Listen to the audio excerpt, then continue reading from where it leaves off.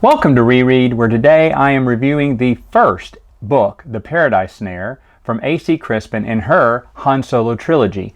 I think I said this in my initial review that I was not looking forward to this because we already had Brian Daley's Han Solo trilogy, which I enjoyed a lot, but of course I ended up enjoying AC Crispin's version. Does it hold up? The answer is yes, it's very good. We're just talking about book one here. It talks about a young Han Solo, even though the ages are very confusing how old he is. Shrike, Captain Shrike says that he found Solo 17 years ago, but Han Solo says he's only been on the ship for 10 years. So maybe Shrike found him and didn't bring him to the ship yet, even though, again, the story is that Shrike found him as a little boy and offered him some food and shelter on his ship, and Han Solo always wanted to go to space and learn to be a pilot, and Shrike promised all this stuff, and Shrike's not a good guy, but it talked about their first meeting. So his age is very confusing. In fact, and this may have been a flashback, but it wasn't in italices. There's a lot of flashbacks. They're in italices. Later on, he finds out about his cousin, Thraken Sal Solo, who later on in the book, when someone says, "Are you related to the Sal Solos?" he says no.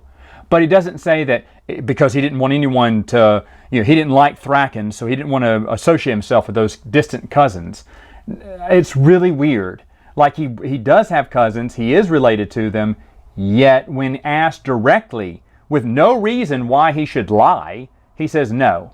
I don't know. But anyway, he says that Thraken Sal Solo is about 6 or 7 years older than him, and he's in his late teens.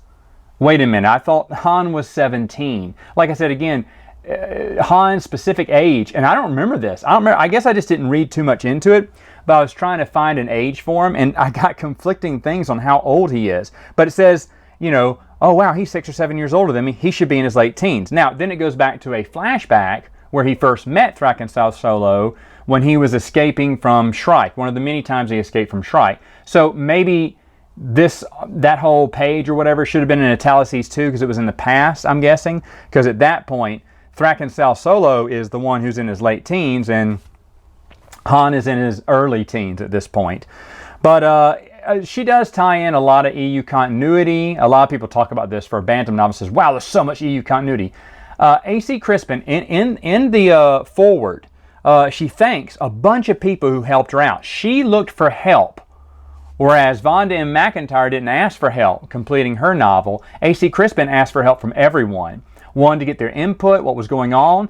I wouldn't even be surprised if she read a lot of the books before prepping for Han Solo. And it was great, right? The outcome was a fantastic trilogy. AC Crispin should have written more. She's so good. Of course, Han stows away on a ship to go to Ylesia, where there's a piloting job open. Ylesia is a planet of basically, pilgrims come and worship the One. It's a slave ring. They stimulate them through some kind of way they call their females, but it has an adverse effect on other aliens and makes them feel all good and woozy. It's like a drug. And so they give them that at the end of the day, and in return, they work in the spice mines for them.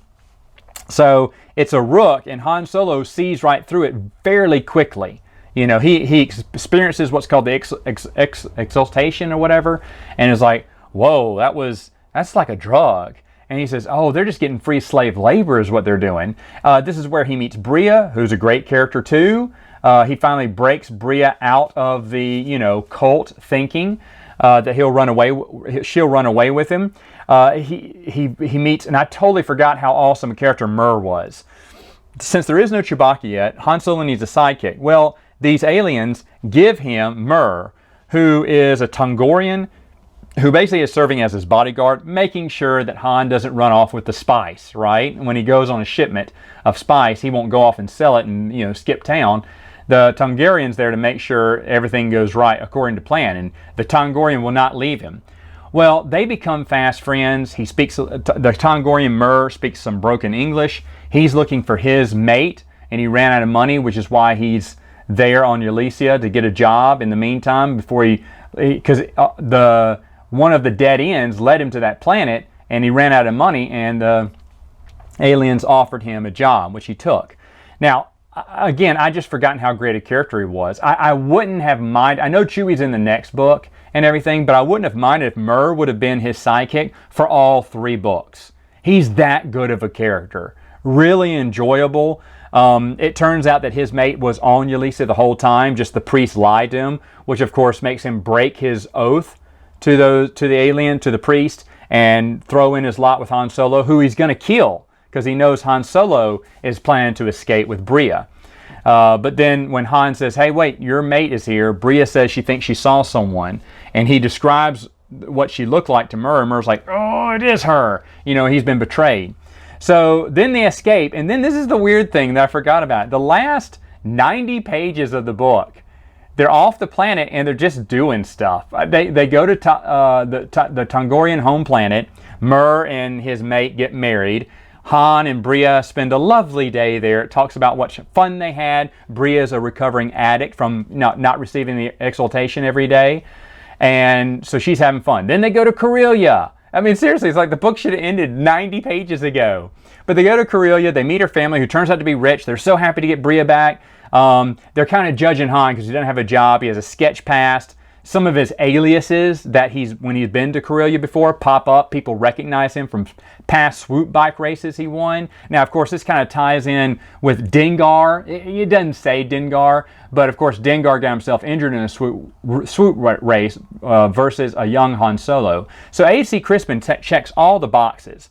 I mean, even Han's going to go into the Imperial Academy, because eventually Bria will leave him just because she doesn't think that they're meant to be with each other right now. Basically, one of Han Solo's aliases is Indiana Jones, except it's Jonas Indianian or whatever, who is selling archaeological goods. And he hopes that they go to a museum. He hopes they get sold to a museum. It's funny, you know, you see right through it. It's kind of easy, but I'd forgotten about that. Or I'd forgotten it was in this book, I should say. I know I saw it in one book, and I just couldn't remember which one, but it was this one where he does it. He has that alias there, Indiana Jones, basically. And when the deal goes sour because Hal Horn is mentioned, Corsac has said, hey, that's a lot of funds in a Corellian account that just got deposited. We're going to put this on hold and investigate. And so Han is ruined. He escapes the security from the bank as they come to arrest him. And he and Bria are on the run, but Bria gives him some of her family's money, wishes him well, and leaves him, and he's all heartbroken. And never again will he fall in love. From this day on, he will be, indeed, like his last name, Solo. He'll trust no one. I get it. It's fine. It's kind of cheesy and cliche, but it's fine. And then he joins the Imperial Academy. And this is still 30 pages to the end. And then it talks about all the training, taking tests, doing how he did in this, how he did in that. And it's like, finally he's graduating and he gets into a fight. I mean, he meets Shrike again, who sees him now as a young cadet. And of course, he will fight and not kill Shrike. Someone else will kill Shrike. He doesn't get the chance to, but Han doesn't kill right now, which is why Brian Daley's novelizations are a little bit more superior, because he's a little bit more cold-blooded in those. But anyway, he says he hasn't killed anyone yet, and he walks away kind of free of Shrike forever and ready to join his new life in the Imperial Navy. He's so proud. Now, it's really good. It's really good. I just forgot how it doesn't drag at the end, but like 90 pages left, and they've already left Ylesia. They've already escaped. What do you do now? And I mean, AC Crispin wrote with a purpose. You know, will they go on Tongoria for a little while? And then they go to Corellia for a little while. You know, we'll spend 30 pages in each of these planets. And then give them 30 pages of Han applying to the Academy, making it through the Academy, graduating the Academy. What happened the night before he went to go off to the, you know, he got chosen to be in some Imperial Academy on whatever planet. And what happened the night before, you know, Shrike has to have a showdown with him. So I get it. It wasn't slow, but I was just kind of surprised that adventure ended really quickly. And I was like, well, what are you going to do now for 90 pages, AC Crispin? But she had a plan. Overall, Paradise Snail is so much fun. I know why people love these books. I know people love them better than Brian Daley's trilogy, and that is totally fine. I will be rereading Brian Daley's trilogy as well, and again, comparing the two.